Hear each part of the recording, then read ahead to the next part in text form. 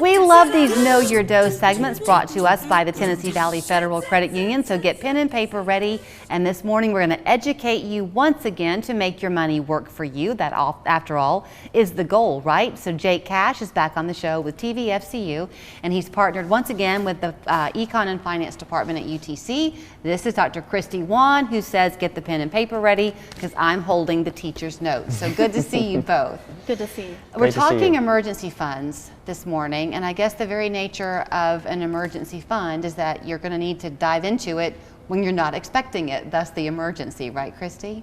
That's true. So an emergency fund is just cash that's set aside for any unplanned expense or financial emergency. Some examples of financial emergencies that can happen are like an unexpected huge car repair that you have to have done. Maybe you get sick all of a sudden, or hopefully you don't break a bone and you got to go get like a surgery or something. That would be a medical bill.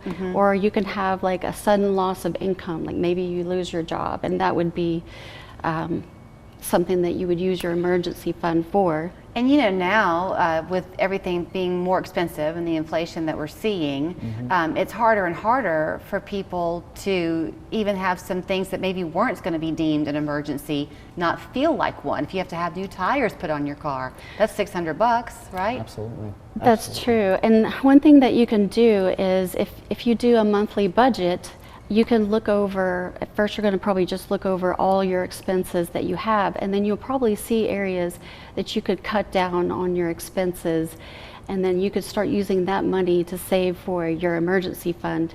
And if you do the budget, you can start setting aside money every month for the new tires, because there's certain things you're going to have to replace. So at the credit union, Jake, one of the things that I think y'all do is you can obviously have multiple accounts at the credit union, so that you can have a savings account, but then you can have a separate one for this emergency fund, right?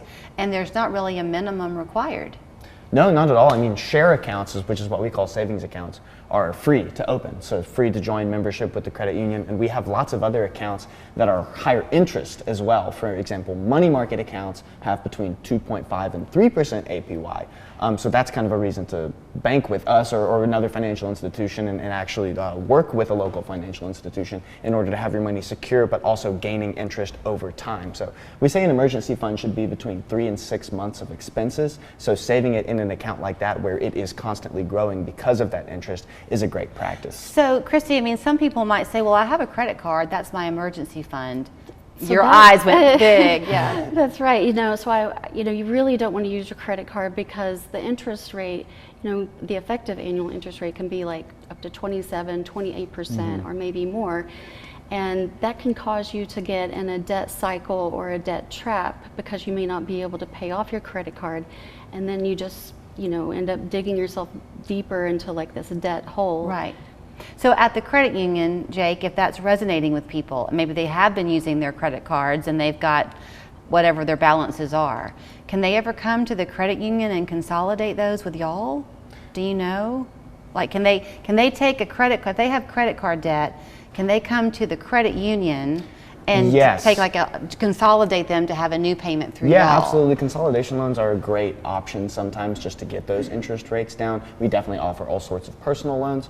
So that's definitely an option to explore if you're already in credit card debt and like paying off those, like you said, it can be 20-something% interest on credit cards. We have things called freedom funds and different things specifically for that sort of situation. So definitely give us a call, 634-3600, and see what's best for you. I love that one of your things is sell some of your stuff. If you're looking to kind of get some money quickly, probably there are things in your house that you don't need anymore. Right. And you just have a garage sale. You could also, get like a part-time job and use that money to build up your emergency fund. And that would just be temporary until you get enough money to where you're kind of like self-insured. Right. You can also just set up like automatic recurring transfers. That would be like the pay yourself first idea where you're diverting part of your paycheck to the emergency fund account. Is it a good idea? Obviously, if it's an emergency fund, you need to have access to it should you need the money. But is it a good idea, do you find, to have it not too easily accessible? I mean, you want it in a safe and accessible place. And so I always recommend this needs to be in an FDIC insured bank account or an NCUA insured credit union account. You know, maybe you could choose like a bank across town, I guess, for your emergency fund if you want it to be an effort to go get to it or something. I don't know. Yeah. Like, okay, I'll tell you, this is a little story on me. So I have 2 accounts with the credit union, and I'm sure that there's some way that I could find that I could make transfers between those 2 accounts online, but I don't know how to do it. And my husband gets so frustrated with me, and I keep saying, no, I don't want to know how to do it, because if I need to take money out of one, I have to physically go. And that's an effort on my part, which makes it more of a mental choice. If it's too easy, I'm afraid I'll abuse it. Does that make sense? Right. You just have to do what works for you. Do what works for you. The psychological side of it. I love what you said about pay yourself first, too. I mean, that's what we always say. You know, as soon as you get paid, put some of that money into your savings account. No, you're not going to touch it. That's an easy way to kind of just trick yourself into thinking you're making less money almost. You know what I mean? You have less to operate with because you've already saved that amount that you know that you can save. And I guess defining a want versus a need, is that where it starts? Yes, and that you can help figure that out while you work on your budget, because you can figure out which things are really my wants that you know I could cut back on for a period of time until I build up the emergency fund. So not everybody is really that easy, they're not that well versed in their finances, and they're open their bills and they'll pay them, but they don't pay attention always to the interest rate they're paying on a credit card. If they don't want to read the fine print, Jake, and they came to you at the credit union and they wanted to do something like this, take out a consolidation loan, do they have to bring anything with them for the proof of that debt? I guess they probably should bring some bank statements or something. Yeah, bank statements. There's a certain level of paperwork that you do have to do to take out any sort of loan. We have experts ready to talk to you at any time to walk you through everything that you will need. If you call 634-LOAN, that's our loan hotline for everything from personal loans, car loans, mortgages, and they're the experts on that, so they can tell you exactly what you need and the best thing to do for your situation. And I do want to say this about UTC. I was reading something online, I think yesterday, about college students kind of being scammed now. The Better Business Bureau was warning with these part-time jobs that aren't really real or something. I have a college student, so it got my attention. But y'all at UTC try to teach your kids, the students, about these financial responsibilities. There's a class that you have, right? Yes. The Finance and Economics Department offers a personal finance class, and they learn about, you know, saving for the emergency fund. They learn about budgeting, among a lot of other different topics. And in my personal experience teaching the class, I always encourage, you know, students to, you know, try to save at least $500 during the semester for their emergency funds.